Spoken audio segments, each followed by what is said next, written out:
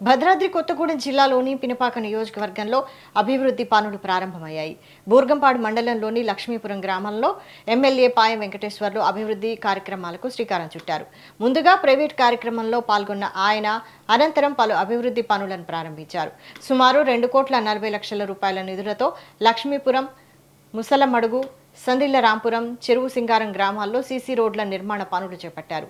ఈ సందర్భంగా అభివృద్ధి పనులపై ఎమ్మెల్యే మాట్లాడుతూ ప్రాంత అభివృద్ధికి ప్రభుత్వం కట్టుబడి ఉందని తెలిపారు.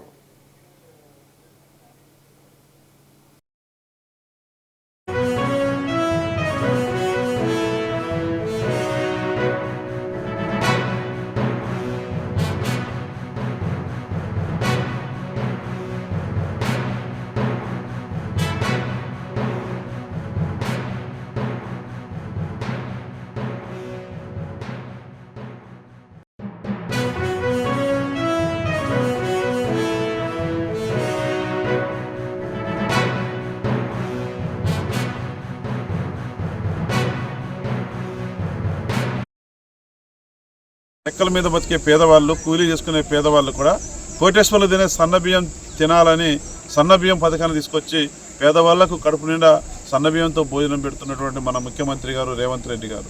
అవే కాకుండా ఇవాళ రేషన్ కార్డులు గత 10 ఏళ్లలో గత ప్రభుత్వం ఒక్క రేషన్ కార్డు ఇవాళ మన గవర్నమెంట్ ఇవాళ ప్రజాప్రభుత్వం వచ్చిన తర్వాత మరి ఇవాళ తెలంగాణ రాష్ట్రంలో 17 లక్షల కొత్త రేషన్ కార్డులు పేదలకు ఇవ్వడం జరిగింది.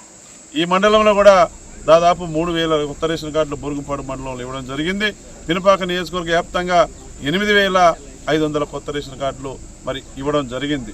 అవే కాకుండా ఇవాళ దాంతోపాటు ఇందిరమ్మ ఇల్లు పేదవాళ్లకు, గూడు లేని వాళ్ళకు గూడు కట్టించాలి, పేదవాళ్ళ ఆత్మ గౌరవాన్ని నిలబెట్టాలి, మరి వాళ్ళ సొంతింటి కళ నెరవేర్చాలని చెప్పేసి ఇందిరమ్మ పథకంలో ఇందిరమ్మ ఇల్లు పినపాక నియోజకవర్గంలో మరి నా నియోజకవర్గంలో మరి ఫస్ట్ విడతలో 4,500 ఇల్లు పేదవాళ్ళకు ఇవ్వడం జరిగింది.